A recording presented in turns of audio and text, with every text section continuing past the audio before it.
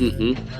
Mas falando assim, em número de clientes, né, de maneira geral, diminuiu um pouco o interesse do cliente pela renda variável, né? O pessoal está um pouco mais de medo. Né? Eu acho que... Sem a dúvida. Até estava matutando um pouco sobre isso, né, hoje, que eu acho que acabou acontecendo o seguinte, né? Ali, em março do ano passado, o movimento foi muito rápido, né? Então caiu, o cliente aproveitou, falou, puta, legal, aproveitar, comprar, e também foi rápido a retomada, né? Então, porra, deu tudo certo. Eu acho que, Rafael, tem um outro ponto que a gente não pode esquecer, né? Taxa de juros. Esse é o ponto. Né? Vamos relembrar política também, tem as eleições. Vamos relembrar que naquele momento ali, o juro ele foi para 2, né? Não, ou seja, dúvida. Você não tinha muito para onde se esconder, né? Coisa que hoje é bem diferente. Eu entendo que, claro que tem várias questões políticas, né? Depois a gente entra. O fato é que, historicamente, o Brasil ele é um país de investimento em juros, né? Justamente porque ele sempre foi num nível muito alto, né? Então, acho que para você fazer essa transformação, né, de mentalidade e esse apetite a, de fato, tomar risco, ele é difícil, né? Que eu quero dizer, você tem ali um juro ali dando na casa dos seus 12%, 13% sem risco, né? Com um cenário desafiador que a gente tem para frente, o seu incentivo a vir para a bolsa ele é muito pequeno. Né? Então... mas eu fiquei pensando se também não tem um outro efeito, que é o seguinte, né? Que agora, beleza, a bolsa começou a cair. E aí o cara aproveitou e falou, pô, legal, agora fica mais barato, eu vou pôr mais. E continua caindo, continua caindo, continua caindo. Aí até que a pessoa desiste, fala, pô, tá o ano inteiro caindo, agora eu não quero mais, né? É diferente que ela caiu tudo de uma vez e depois só subiu, né? Uhum. Mas, óbvio, é o conjunto, é o somatório de tudo, né? Sim, sim. É o somatório de tudo, não é? Que a pessoa começa a ver tudo isso, né? Pô, não para mais de cair, porque a política tá ruim, taxa de juros está subindo, tá tudo, e a pessoa fica com medo. Uhum. É o somatório. Sem a dúvida. Mas legal. Bom, deixa eu falar aqui do meu lado, contar um pouquinho da história, aí depois a gente pode entrar um pouquinho também em carteira, e daí falar de cenário, né, que realmente não tá fácil. Mas uma coisa que eu brinco é o seguinte, acho que quando a gente fala de Brasil, a grande verdade é que as coisas aqui, elas mudam tudo também muito rápido, né? Isso vale tanto para o mal quanto para o bem, né? Normalmente a gente tem muito mais evento negativo do que positivo, mas acontece, né? Mas, bom, vamos lá. A Helios é uma gestora razoavelmente nova, a gente tem 1 ano aqui de vida, tá? Mas metade do time da gestão já trabalhava junto antes, tá? Ou seja, esse pessoal aí que veio da Gard, né? Então a gente é quase que uma continuidade aqui de negócio, né? Eu acho que dentre essas pessoas, acho que vale a pena a gente falar aqui do gestor do fundo, que é o William Leite. O William tem aí 14 anos de mercado, começou a carreira dele lá na Reding Grifo, aí passou pela SPX, pela tesouraria do Credit Suisse e pela Gard, né? Os sócios analistas aqui, eles são uma média aí de 11 anos de mercado, todos com passagens aí por casas excelentes, tá? E daí foi Miles, Vinci, Bram, a própria Gard. E eu faço parte do time da gestão, sendo responsável aí por olhar macro, tá? Eu tenho 19 anos de mercado, eu comecei minha carreira no Pactual, ali fazendo ações, depois eu fui para a Suíça, fiquei 2 anos lá fazendo Wealth Management, tanto pela UBS quanto pela Merrill Lynch, passei 1 ano nos Estados Unidos e estava nos últimos 9 anos fazendo ações aqui no Brasil pela Merrill Lynch, tá? Hoje a gente tem um único produto, tá? Que é o Helios Lux Long Bias, fica até o intuito, né, de escolher essa estratégia, acho que no final do dia é o que mais se encaixa aí com o perfil do gestor, né? Como eu comentei aí, o William passou por hedge fund, por tesouraria, etc. Então a gente tem por característica ser uma gestão mais ativa, tá? Hoje a gente está aí com mais ou menos 470 milhões, tá? E eu acho que assim, quando a gente contextualiza long bias, a grande verdade é que o mandato ele é muito amplo, né? É quase que uma folha em branco aqui. Eu acho que para deixar a proposta aí bem clara, a gente é majoritariamente um produto de renda variável em Brasil, tá? Ou seja, todos os outros instrumentos, né, que aí nos são permitidos aqui operar, estou falando de câmbio, juros, índices lá fora, etc., a gente tende a usar ali ou para um hedge micro ou para expurgar alguma componente de risco. Tá? O nosso view direcional ele vai ser tomado em cima de ações, né? E também o produto, a gente pode rodar a nossa exposição net de 0 a 130, né? Como é muito largo, a gente indica que vai ficar entre 50 e 100. Tá? Ou seja, os 50 eu estou pessimista, o 100 eu estou otimista. Tá? O hedge estrutural de carteira, a grande verdade é que a gente procura se proteger exatamente daqueles eventos que a gente não consegue prever, né? E falando de Brasil, digamos que eles acontecem até com alguma certa frequência, né? A gente olhar ali greve dos caminhoneiros, a delação de Joesley, né? Aquele dia que o mercado simplesmente cai 10% do nada, né? E assim, sendo bem simplista, a gente acaba carregando put comprada de Bovespa, né? A gente mira ali prazos mais longos, coisa de 3 a 6 meses, justamente pela característica, né, desse instrumento, em funcionar muito bem, né, nesses spikes de vol, né, justamente pela componente de vega da put mais longa ser maior, tá? A carteira aqui, ela é bastante diversificada, tá? A gente tem coisa ali de 40, 45 nomes. A gente atribui os tamanhos de posição da seguinte forma: uma posição pequena, coisa aí de 2 a 3%, uma posição média na casa de 5% e uma posição grande de 7 a 10%. Tá? Com uma única exceção, que a gente poderia até uns 15 ali se precisar, para somente Petro, Vale, Bradesco e Itaú, né, que são os papéis mais líquidos da Bolsa, ainda tem um peso grande ali no índice. Tá? O nosso foco aqui, ele vai ser Brasil, né? No entanto, a gente também vai olhar para algumas histórias de América Latina, tá? E assim, sempre com aquela vontade de identificar uma oportunidade, né? A gente não tem a obrigatoriedade de carregar um mínimo de exposição na carteira aí nessas outras regiões.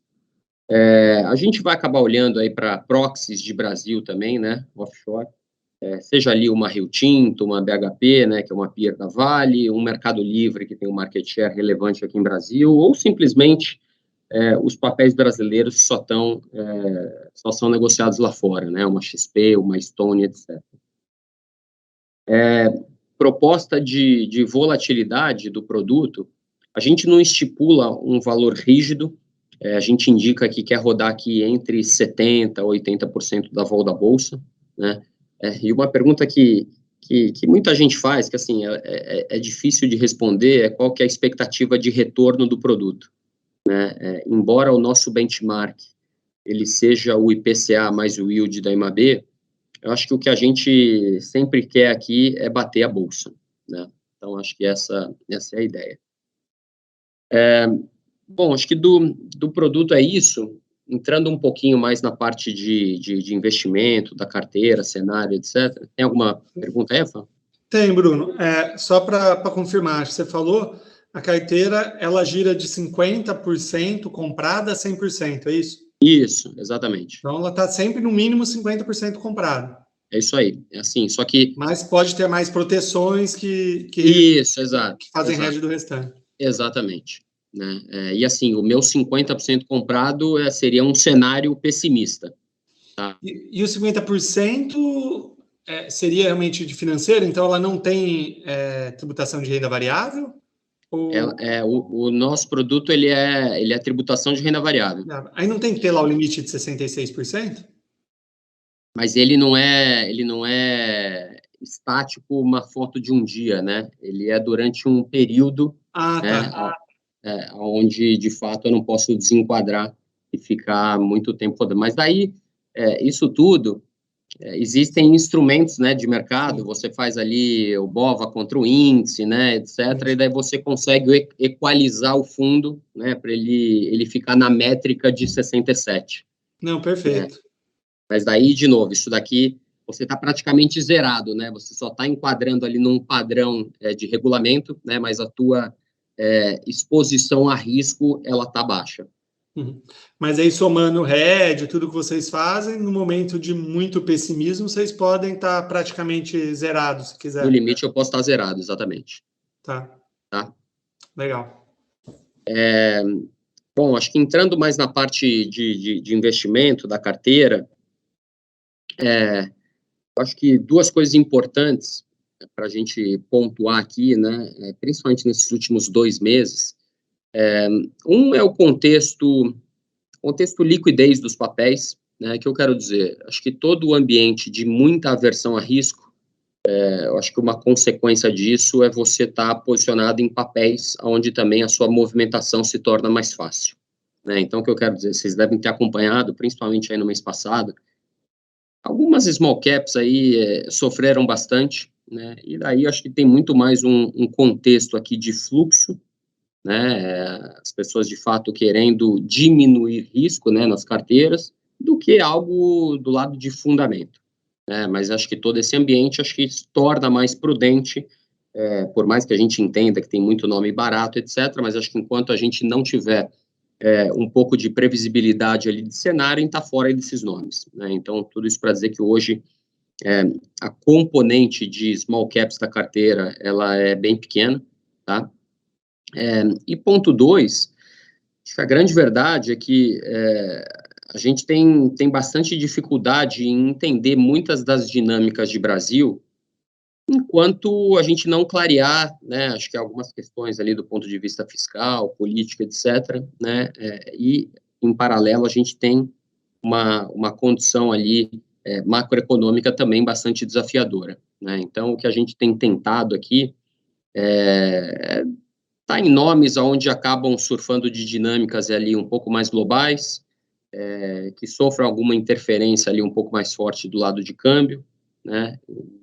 Ou, de repente, em alguns setores ali, que mesmo com essa condição aí macroeconômica um pouquinho mais difícil, consiga surfar de uma maneira melhor também, né? Então, só fiz essa introdução para dizer que acho que do lado de macro, exportador, etc., a gente gosta de commodities, né? E daí, principalmente petróleo.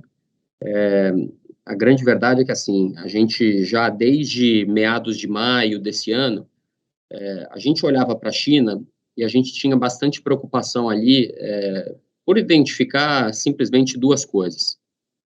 Um eram os dados de crédito, né? Eles começavam já a desacelerar naquele momento, e isso daí é um indicador de atividade. E outra era toda a intervenção que o governo tinha ali, né, referente ao preço, escalada de preço das commodities, né, e daí as metálicas, etc. Tudo isso para dizer que desde então a gente acabou praticamente zerando toda a nossa posição ali que a gente tinha de commodities metálicas, né, e daí leia-se principalmente aqui a Vale, para surfar mais no ambiente da commodity petróleo, né, por entender essa dinâmica mais ligada à atividade americana, consumo, etc., né? Então, meio que a gente deu essa continuidade, tá? Acho que, naturalmente, Petro, até pelo contexto de liquidez, é o principal papel ali no setor. A gente sabe dos riscos, né, que existem ali, né, de uma intervenção de governo, etc., mas eu acho que a grande verdade é que, apesar de todo o barulho da mídia, né, e que, por consequência, gera muita volatilidade para o papel, hoje, todo esse contexto de intervenção política, como aconteceu na época de Dilma, etc., é muito mais difícil, né, pela própria lei das estatais, né? Então, isso inibe muito uma atuação de governo, né, no sentido de ter alguma canetada, alguma coisa desse tipo, né? Então, tem um pouco mais de independência ali do lado da empresa, de fato, né, mas é claro que tem todo o ruído, tem toda a mídia ali que causa volatilidade para o papel, né? Mas acho que, assim, mesmo olhando o fundamento, empresa super saudável, né? Teve resultado aí recente, a empresa tá rodando super bem, e tem um contexto de valuation aqui,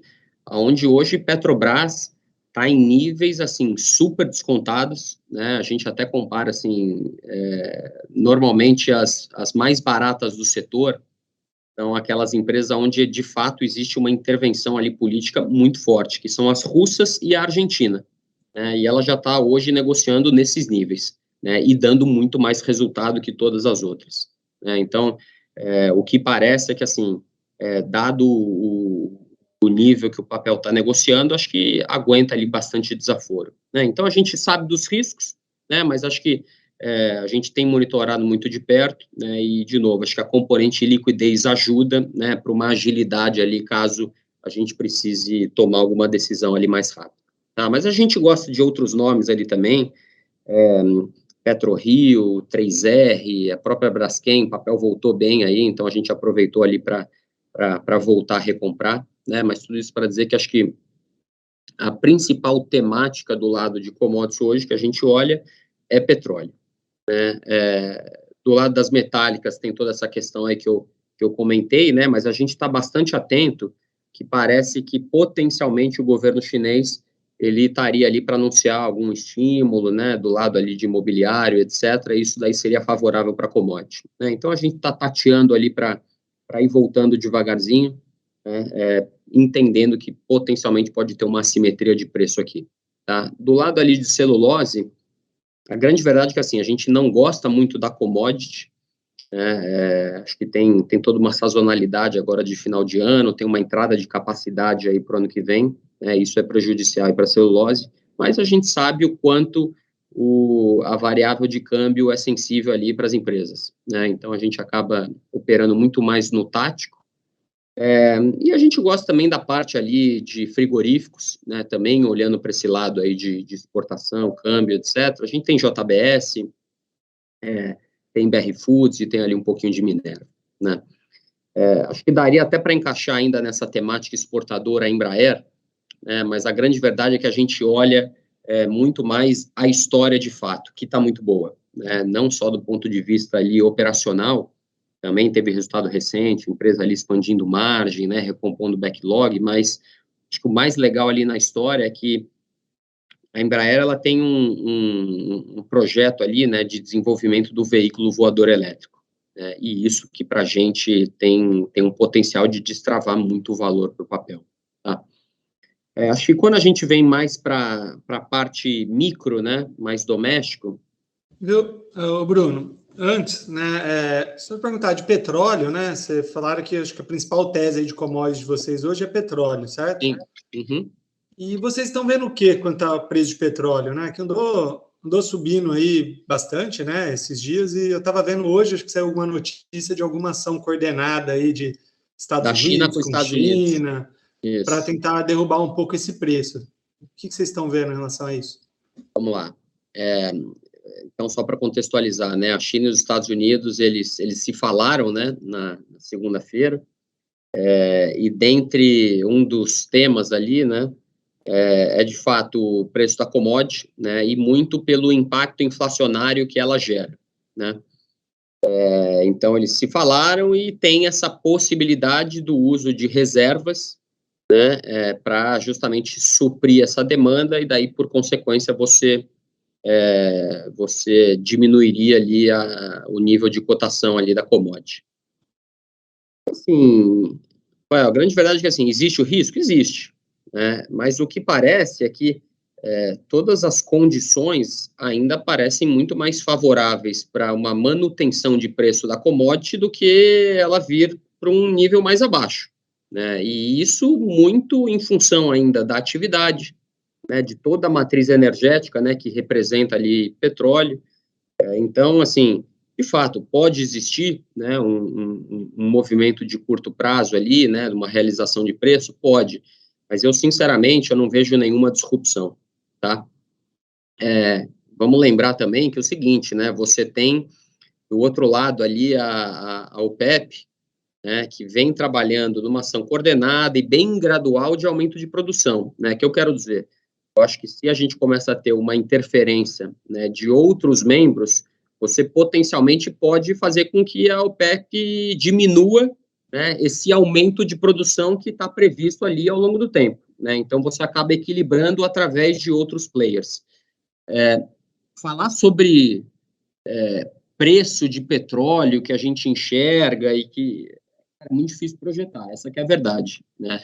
Eu tendo até a dizer o seguinte, quem te cravar o número aqui do preço de petróleo, o cara ou é mentiroso ou deu muita sorte, né? Então, tudo isso para dizer que acho que assim, quando a gente fala de commodity, é muito mais entender a dinâmica da commodity, né, do que o valor final. Né? Assim, se o petróleo vai parar no 80, no 90, no 100, puxa, isso é muito difícil. Né? O grande ponto é que é o seguinte, o petróleo já nesses níveis de 80, né, ou mesmo a 70, é um nível aonde é extremamente suficiente para que as empresas consigam gerar muito caixa. Né? Então, acho que essa é a ideia ali, né, por trás da tese. Né? Acho que a gente se importa muito mais com a dinâmica do que com o valor final. Tá?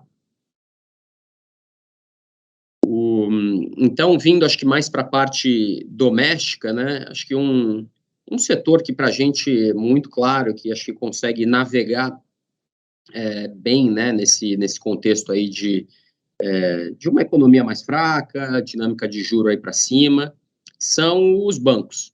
Né? E daí, naturalmente, estou falando dos bancos privados. Tá? A gente sabe que o Banco do Brasil está super barato, né? Mas, de novo, você tem todo o contexto político ali, e, digamos, acho que até um instrumento mais fácil de ser usado pelo governo do que a própria Petrobras.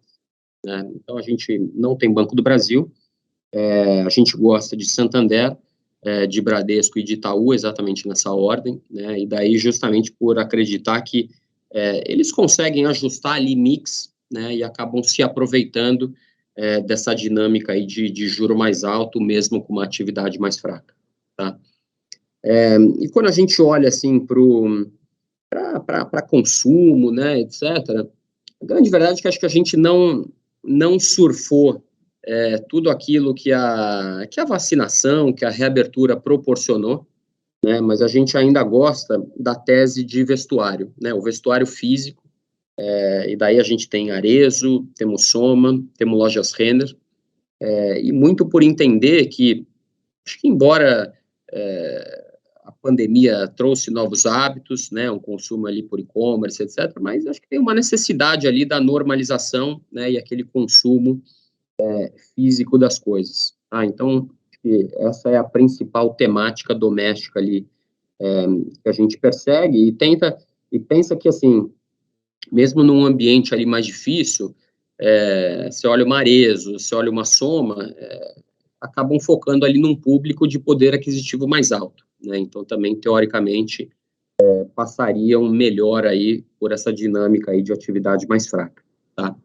Então, a grosso modo, acho que esses são os principais tópicos aqui, né? Em níveis de risco, hoje a gente está mais ou menos ali no ponto neutro do produto, tá? Ou seja, estamos rodando ali na casa de 70%, e daí muito por acreditar que acho que assim, pelas próximas 2 semanas, né, a gente tem todo esse contexto aí de votação da PEC ali no Senado, acho que enquanto isso não sair da frente, né, acho que não vai ser suficiente ali para o mercado dar o benefício da dúvida e acho que compensar todo esse prêmio de risco que hoje está no preço dos ativos, tá?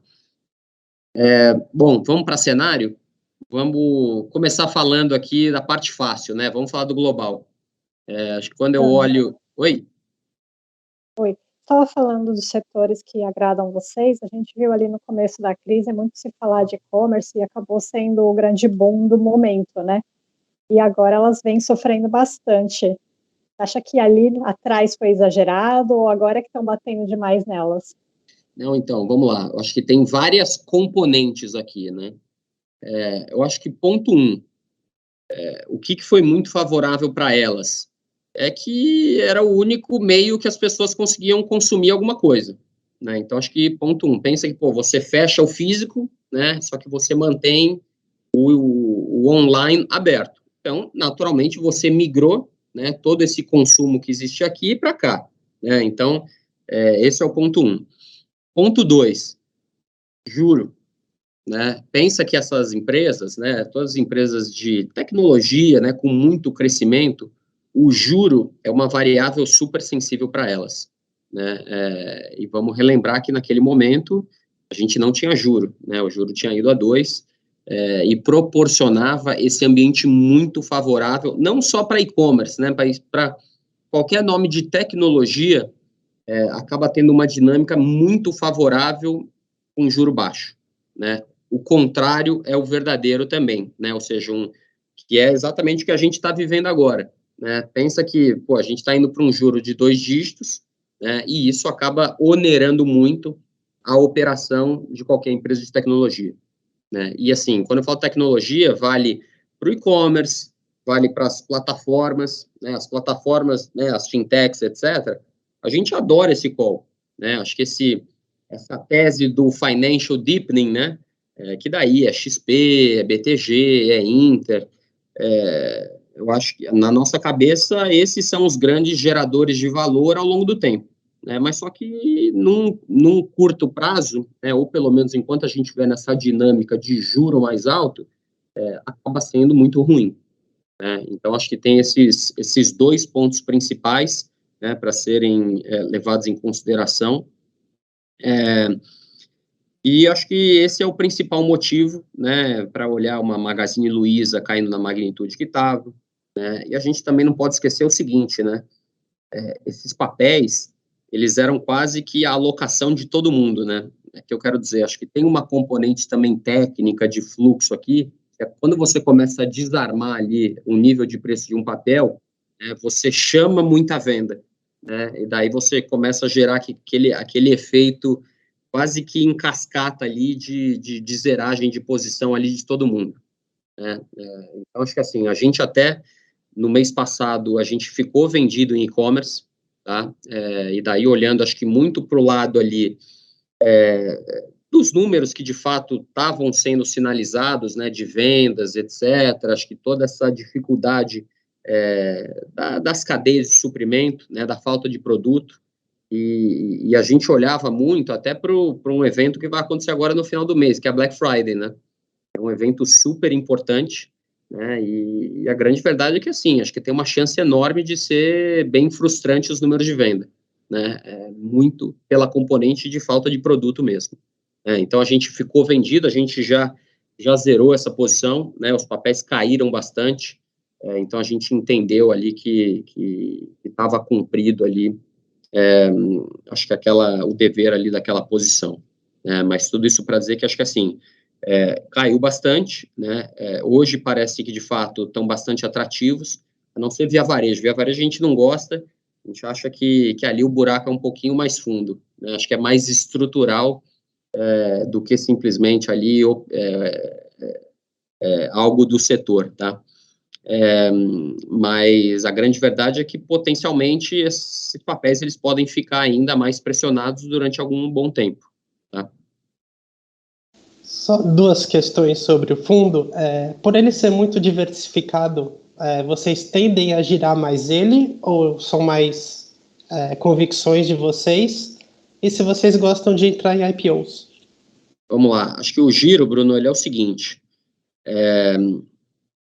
É muito mais girar os papéis que estão na carteira, né? Ou seja, eu tentar me aproveitar das oscilações de mercado, do que, vamos imaginar que é o seguinte, eu estou um mês comprado em Petro, no mês seguinte eu estou vendido em Petro. Acho que não é essa a proposta, tá? Então, assim, o que eu quero pegar, puxa, achei que Petro caiu muito, de repente eu vou aumentar minha posição. Achei que Petro subiu muito, eu vou aproveitar para diminuir essa posição, né? Então, acho que essa é a ideia da gestão ativa, né? E não simplesmente ficar uma hora comprado, outra hora vendido no papel, tá? Com relação às IPOs, a gente faz o seguinte, a gente tem toda semana aqui um comitê de investimento, todo o IPO, ele é levado, né, ao comitê para discussão, justamente com a finalidade da gente conhecer um papel que vai estar listado na Bolsa, né? Não quer dizer que necessariamente a gente vai entrar em todos os IPOs, né? Mas acho que o grande ponto disso é que aumenta o meu poder de reação, né, a partir do momento que, de repente, eu identifiquei algum catalisador que faltava para aquela história, né? Então, simples assim. tiveram vários IPOs que a gente entrou, né? Tiveram vários IPOs que a gente não entrou e foi comprar depois o papel, né? Então, não tem regra e a gente não tem a obrigação de, entrar em todos os IPOs aqui, tá? Então, bom, dando sequência, falando do cenário, né? Então, da parte fácil que eu ia comentar é o global, né? Então, quando a gente olha para Estados Unidos, para a Europa, um ambiente super saudável do ponto de vista ali de atividade, juro estruturalmente baixo, né? Todo o contexto de pandemia ali bem contido. Acho que o grande evento, né, que tinha para acontecer com os Estados Unidos aí, que era a retirada dos estímulos, foi super suave, né? E pelo simples fato de que o Fed ele sinalizou muito para o mercado, né? Amadureceu muito. E o ponto é que os estímulos eles já estavam causando muito mais efeito negativo do que positivo, né? Porque já não ajudava mais do ponto de vista de atividade e ainda atrapalhava do ponto de vista de inflação. Então, acho que veio com o que o mercado esperava, né? A grande verdade é que o mercado não gosta de trabalhar com dúvidas, né? Ou seja, a partir do momento que foi bem telegrafado, né? Aquilo ali foi suave, e eu tendo a acreditar que na discussão futura, né, para início de aumento de juros, a gente deve surfar essa mesma dinâmica, né? Ou seja, acho que o Fed ali, quando ele estiver próximo para começar, né, o ciclo de aumento de juros, ele vai começar a sinalizar para o mercado, né? Acho que vai dar tempo ali para o mercado se posicionar, e também deve ser uma transição ali bem suave, né? O ponto é que hoje você olha o juro real dos Estados Unidos, ele está negativo na casa de 1%, né? Ou seja, eu acho que a gente ainda precisa de bastante juros para você migrar toda essa dinâmica aí de bolsa para renda fixa, né? Então, acho que ainda é uma janela bem positiva para ativos de risco, tá? Isso aí vale para a Europa também. O Banco Central Europeu vem falando, né, da questão inflacionária, entende que ela é transitória, né? A discussão de aumento de juro ainda é mais para frente, né? Então, acho que todo esse ambiente ainda bem favorável aqui para as bolsas. O ponto de atenção é China, né? E daí, não só dos pontos ali que eu já comentei, né? A gente acabou vindo ali uma intervenção regulatória mais forte, seja ali em empresas de tecnologia, de educação, etc. Acho que o advento recente, né, que foi toda a questão ali do setor imobiliário, grande verdade que é um contexto diferente do que foi Lehman Brothers para Estados Unidos, né? Não é um risco sistêmico aqui. Era um setor que operava muito alavancado, né? Vai ter que se alavancar agora e a consequência acaba sendo uma atividade mais fraca, né? Então, esse é o nosso ponto de atenção. Vindo para o Brasil, eu até consigo levantar alguns pontos positivos, né, mas acho que têm sido totalmente ignorados aqui pelo mercado para se prender exatamente nos pontos de risco. Acho que do lado positivo, o resultado das empresas, né, eles têm vindo aí bastante sólido. Acho que tem todo o contexto ali, né, da vacinação, da reabertura, dessa normalização. E tem algumas questões fiscais, né, e daí seja ali do ponto de vista de arrecadação, inércia dívida PIB, que também estão vindo ali todos melhores. Mas, de novo, né, o mercado está se prendendo em crise hídrica, né, acho que esse até acalmou um pouquinho mais recente, né, só que acho que um dos efeitos, né, aqui acaba sendo o inflacionário, né, e que a gente tem visto ali, né, o Banco Central lutando, né, para tentar ancorar toda essa expectativa aí de inflação, né, não deixar contaminar ali o cenário para frente, e que só teve a sua vida dificultada ali pela questão aí exatamente do fiscal, né, que a gente furou o teto dos gastos, né, ou seja, a gente rompeu exatamente aquele selo de integridade, né, e a consequência é uma política monetária ainda mais restritiva, né? Então, estamos falando de um juro aí potencialmente batendo entre 11% e 12% aí no primeiro trimestre do ano que vem, e uma atividade, de repente, ali na casa de 0,5% só no ano que vem, né? Então, acho que toda essa condição macroeconômica, ela ficou muito mais desafiadora, né? Acho que quando a gente traz para o político, Acho que o resumo aqui de tudo chama-se PEC dos precatórios, né? E por quê?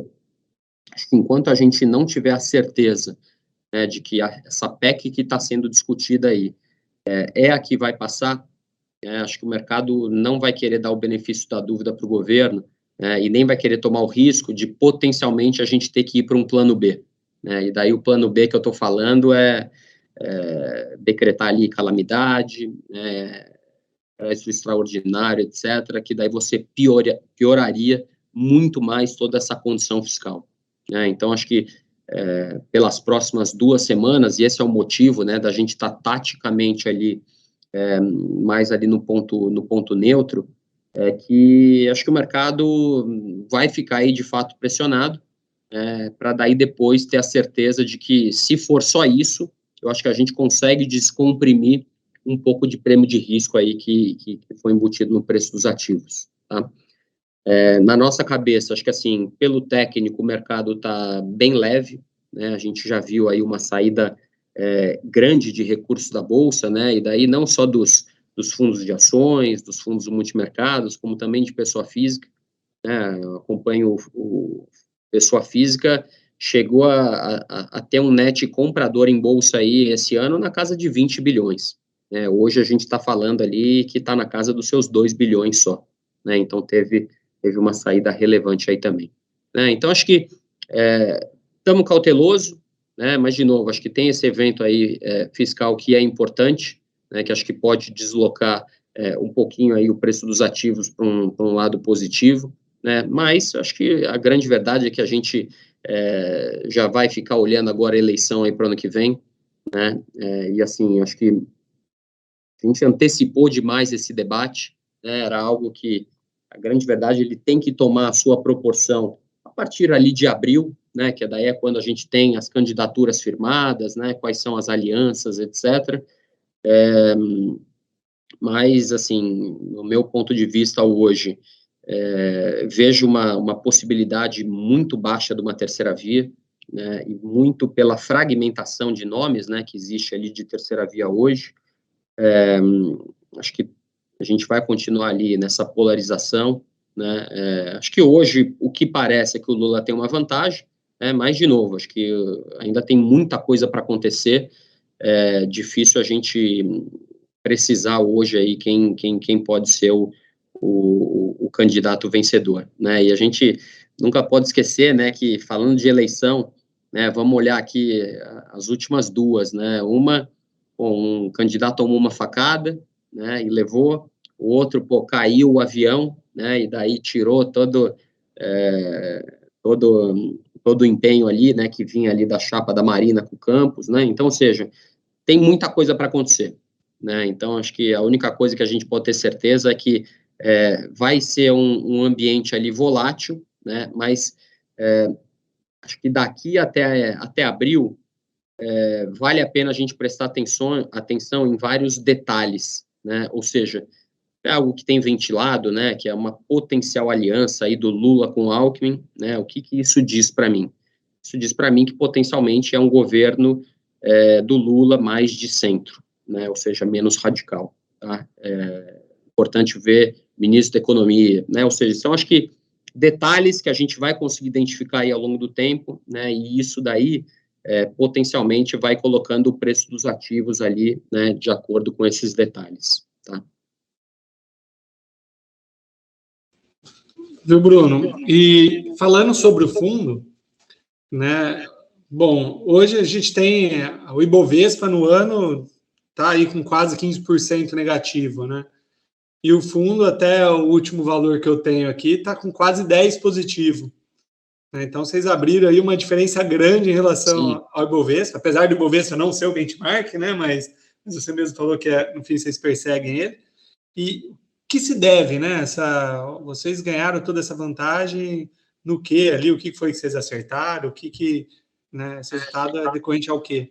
Então, vamos lá. Eu acho que a gente pegou bem 2 temáticas, acho que até um pouquinho mais macro, né? Vamos só voltar, né, ali finalzinho do ano passado, quando começou a surgir, né, as primeiras vacinas, ali meados de novembro, né, veio a vacina da Pfizer, etc. naquele momento, você motivou o rotation no mercado, né? Ou seja, o pessoal começou a sair de todos aqueles nomes de growth, né, de crescimento, e para nomes de valor, né?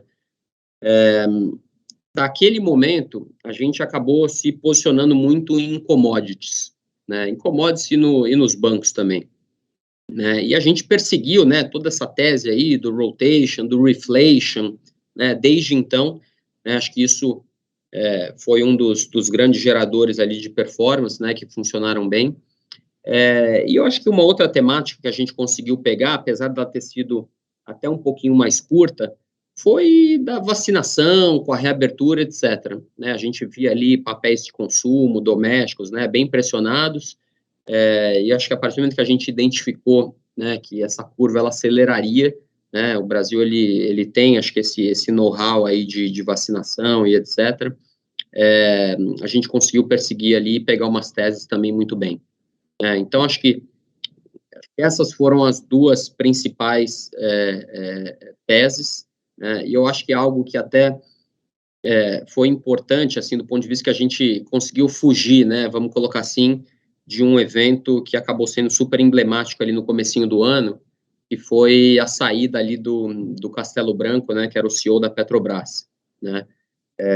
Não sei se vocês vão se lembrar, mas o Bolsonaro ele fez uma live, né, numa quinta-feira à noite, já dando todos os indícios, né, que trocaria o CEO, né, que era o Castelo Branco, né, eles tiveram ali algumas farpas, né, que foram trocadas e tal, e daí a grande verdade é que, assim, a gente tinha a Petrobras, né, mas aí a gente na sexta-feira, e Petrobras na sexta-feira estava caindo na casa dos seus 5%, 6%, a gente zerou a nossa posição, né, com esse prejuízo de 5%, 6%, mas a gente zerou. Quando o Bolsonaro, de fato, decretou a saída dele, né, e que daí na segunda-feira o papel caiu 25%, a gente já não tinha mais nada, a gente aproveitou para recomprar, né, então isso também, né, acho que foi um tático que gerou bastante valor ali para o fundo, né, porque daí depois a Petro foi voltando, né, tinha muito receio quem assumiria ali, etc., e daí depois acho que o mercado foi assimilando que poderia ser uma pessoa ok e tal, e daí o papel voltou e a gente conseguiu gerar bastante alfa aí também desse evento, né? Então acho que pegamos essas duas temáticas mais, um pouquinho mais macro, né? E daí acho que teve esse evento específico que acabou sendo bastante emblemático também.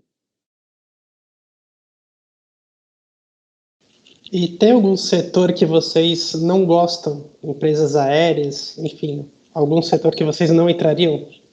Bruno, a gente está aqui para ganhar dinheiro, né? O que eu quero dizer? A gente vai olhar sempre as assimetrias de preço, né? É claro que a gente dosa o risco, né, de acordo com o contexto. Você fala assim, pô, empresa aérea é uma empresa que tem um beta muito grande, né? Ou seja, acho que até por prudência não faria sentido eu ter de repente uma posição grande, né, em Gol, né? Uma vez que daí eu estaria quase que alavancando o fundo, né? Mas não quer dizer que a gente não vai olhar, não quer dizer que a gente não vai ter ali em algum momento, né? Mas a gente sempre dosa, né, esse risco de acordo com o tamanho de posição que a gente vai colocar na carteira, tá?